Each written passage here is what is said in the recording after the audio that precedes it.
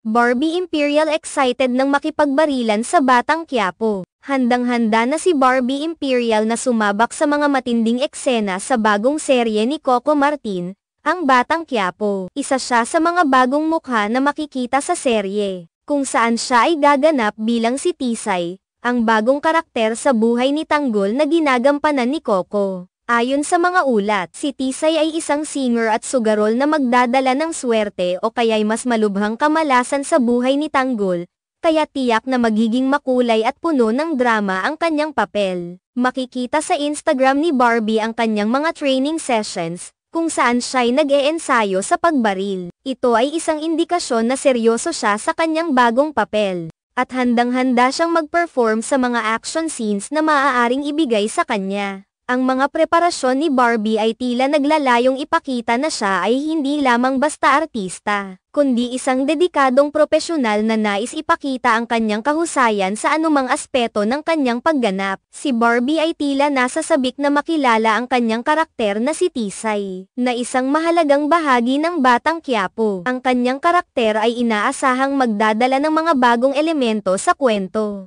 na magpapalakas ng drama at magbibigay ng iba't ibang pagsubok sa buhay ni Tanggol. Ayon sa kanya, ako'y lubos na nagpapasalamat sa buong team ng Batang Quiapo, lalo na kay Direk Coco, dahil ako ang napili nila para sa papel na ito. Ang pagkakataong ito ay isang malaking bagay para sa akin, at handa akong gawin ang lahat ng kinakailangan upang magampanan ito ng maayos. Sinabi ni Barbie na nagsanay siya ng Muay Thai at boxing upang maging handa para sa anumang action scenes na maaaring ipagawa sa kanya ni Direk Coco. Ayon sa kanya, nagsanay ako ng Muay Thai at boxing para maging handa ako kung sakali mang magkaroon ako ng action scenes. Ang action genre talaga ang isa sa mga pinapangarap kong subukan dahil hindi ko pa ito nagagawa noon. Kaya naman, sobra akong excited na magtrabaho sa ganitong klase ng role. Ang kanyang pagsasanay ay nagpapakita ng kanyang dedikasyon sa kanyang craft, at kung gaano niya pinahahalagahan ang kanyang papel sa serye. Gayunpaman,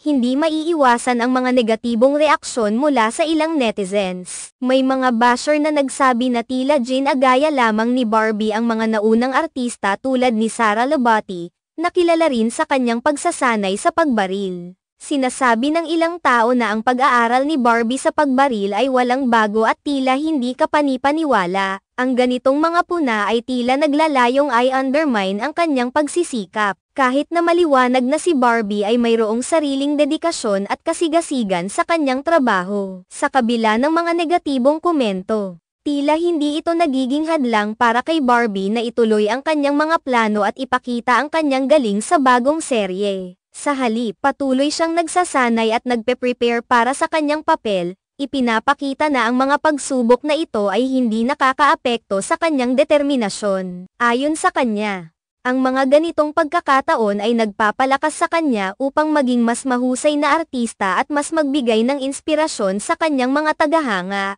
Sa huli, ang pagganap ni Barbie bilang si Tisay sa Batang Quiapo ay inaasahang magiging mahalaga sa pagbuo ng kwento at magiging pangunahing bahagi ng serye. Ang kanyang dedikasyon sa pagsasanay at pagpapakita ng kahusayan ay magbibigay daan sa kanyang pag-abot sa kanyang mga pangarap bilang isang artista. Sa tulong ng kanyang mga kasamahan sa produksyon at sa suporta ng kanyang mga tagahanga, tiyak na makakamit ni Barbie ang kanyang mga layunin at magiging matagumpay sa kanyang bagong role sa telebisyon.